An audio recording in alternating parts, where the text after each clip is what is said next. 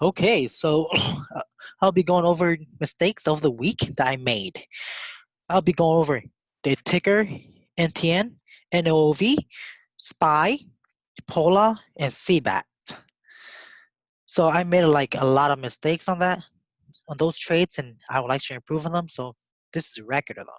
So yeah, I'll be sharing the screen. On Monday, I traded NTN right here. As you can see, this is it. NTN moves on Friday. So I traded when it was quite high, really. So the mistakes was I bought at the double top. That was the mistake. Without, yeah, I bought at the double top because I was trading with FOMO.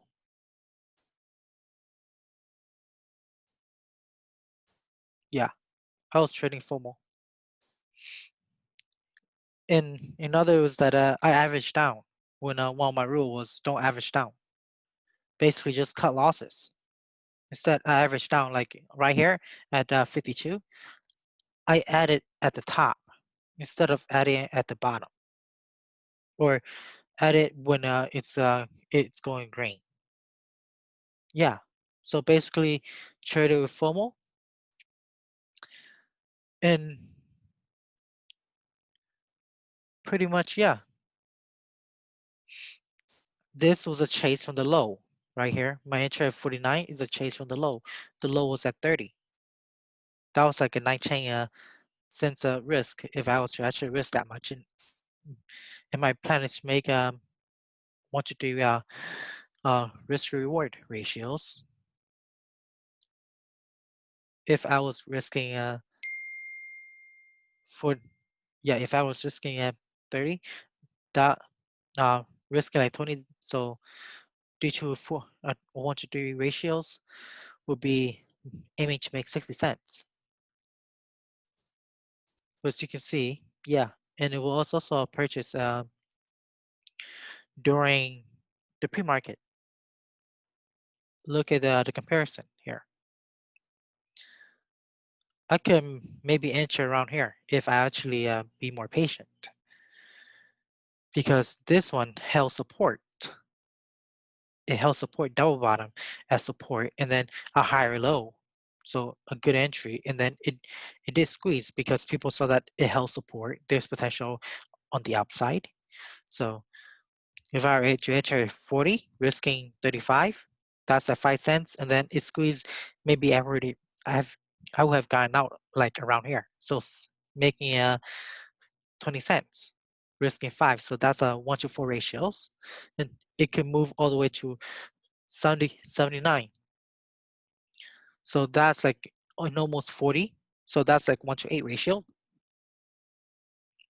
So yeah, impatience, FOMO. So, and why I said double top, because right here, a double top. Bought at the double top, bought at the high, really. I bought it at the high 255. The top was 256. So that was a chase from 46. So that's like a 10 cents a share move. So yeah, and if I was to held, I would probably have gotten out at the bottom. And even if I hold, it'll be a 1-to-1 ratios. It's not a very good risk reward. A better entry is around here. NAOV, my trade on NAOV was sloppy.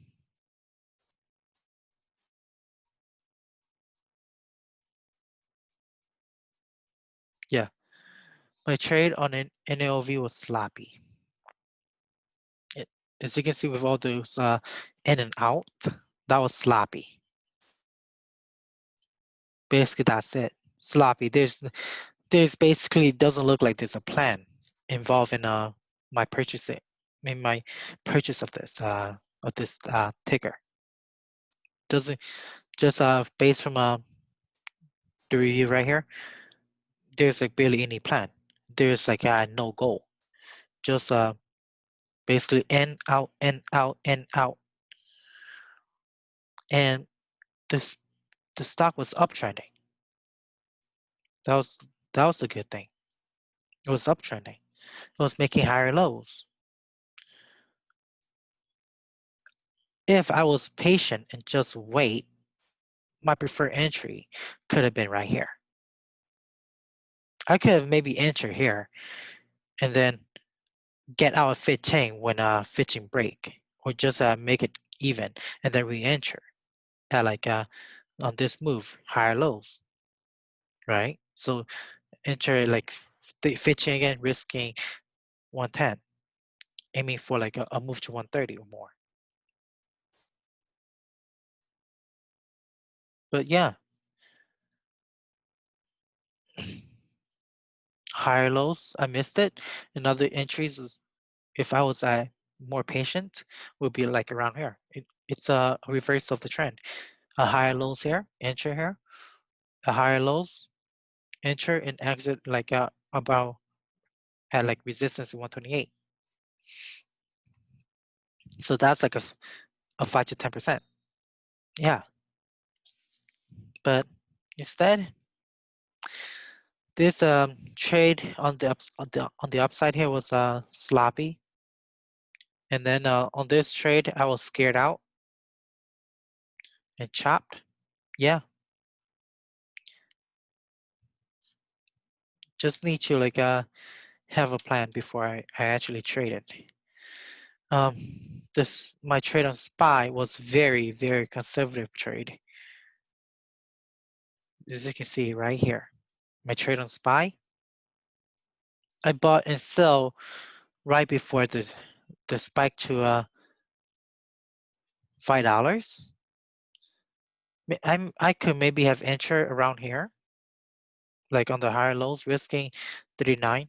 Enter like 50, risking 39, so risking 11 cents, and then get chopped.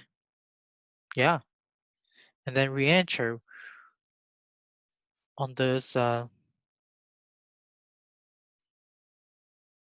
is it? On this move right here, or on these some of these move. It didn't happen. There were potential entries here. A double bottom, quick spike. But right here, this was an ideal entry. Even though it went sideways, it never touched the low here. It never touched the low. If I enter here, probably get out like around here, or maybe here. But yeah, SPY was a quick mover on Wednesday. It was a very, very nice 4,000% short squeeze. But no regrets. The only good thing that was that it hit my goal. That was the only good thing. But I didn't maximize my profits. So yeah. And then the trade on POLA.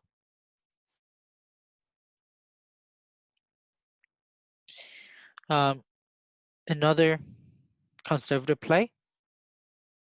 Let's see, where was my entry? Yeah.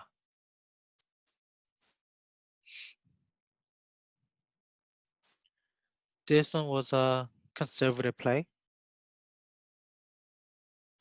because as you can see here, I bought like on the dip and then I cut like my losses like very, very quickly. And then I rebought on the dip again because it went green. I bought at 49, risking 36. I got out at 72. It was right before it did the move to $6. So I was playing very conservative on these short squeeze potentials. It was like, let's see, it was pretty much close to like 1-to-3 ratios for mine with my risk being so small. But I didn't maximize my profits. Another thing was that this entry right here was like a chase without any good plan because it was trading sideways. So this was kind of a chase, just made like 10 cents on it. And the stock like basically dead afterward. But yeah, traded way too conservatively here. And then CBAT wasn't a good play. Wasn't a good play.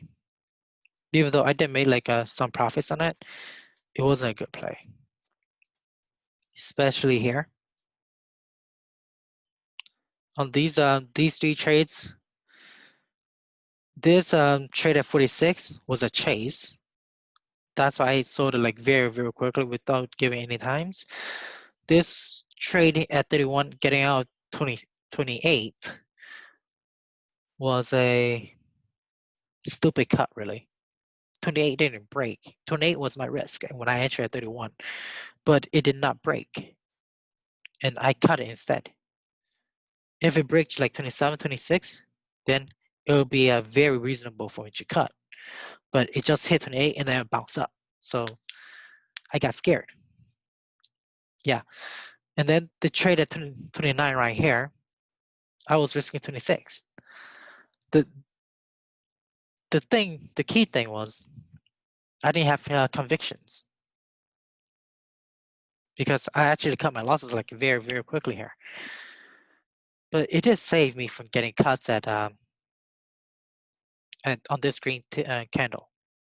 It did a quick dip to 21 and then bounced all the way to like 90, 390. So yeah, so that is like a 60 cents upside, risking if I was to risk like 10 cents. So that would be a very good risk reward. But I was going risking small, very, very small, because at this point my goal was only to make like at least 5%. So that means that I want to risk like 1 or 2% only. And this was a loss of like, this was a gain of like 0 point something percent. Yeah, it was making only 50 cents on this one. And then this move here was okay. Wasn't the best. It did hit my goal though. I was risking like 5 cents to make 15 cents. So it did hit my goal. But it was a very high risky. It was very risky. Because what happened if I actually bought at the top, right? I wouldn't have cut it up here. I would have cut like at my risk level. It was trading sideways and then the crash. This was a short heaven, really. Once it crashed here, for sure shorts will be going into it because now they have a defined risk level. They have a defined risk level, and then they could basically take profits at any level below it, right? Because it hit shorts enter like, let's say around here, they'll be risking 9 cents. Enter like I'm not sure. So they're risking like 310, do not 310, right? Enter at 74, risking like 30 to 40 cents. So that's like risking 10%. And it dropped down to like $1. So and this when shorts start to cover, as well as dip buyers coming in. It was this would have been a good dip buy because it was making higher lows, making some bottoming actions action. It was a reverse of the trend.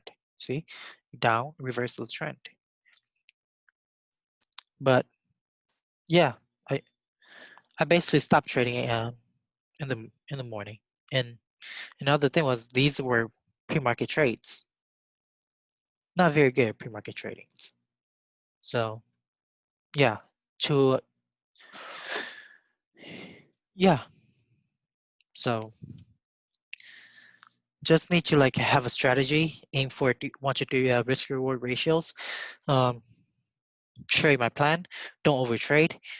Let's see, have patience and have convictions on the plan. So yeah, just need to focus on buying uptrends with higher lows. Like right here, this will have still been a good trade because it double bottom here.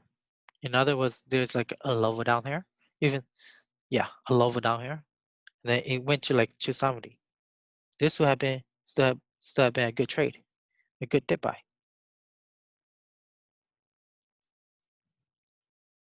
And once this thing crack, it's no longer a good trade on right here, like right here. Once the 237 crack, it's no longer a good dip buy because 237 now become a very strong resistance. And as you can see here, resistance, it failed to break, and then it dropped, squeeze, and then here it's very close to the the closing, right? It did squeeze a bit because it was a Friday and shorts don't want to get stocked, so they don't want to basically short it over the weekend. So basically they cover the shares, it squeezed up, but then the momentum died and then it dropped back down even more. So yeah, make some trading mistakes on these trades. Hope to improve my trades. Yeah.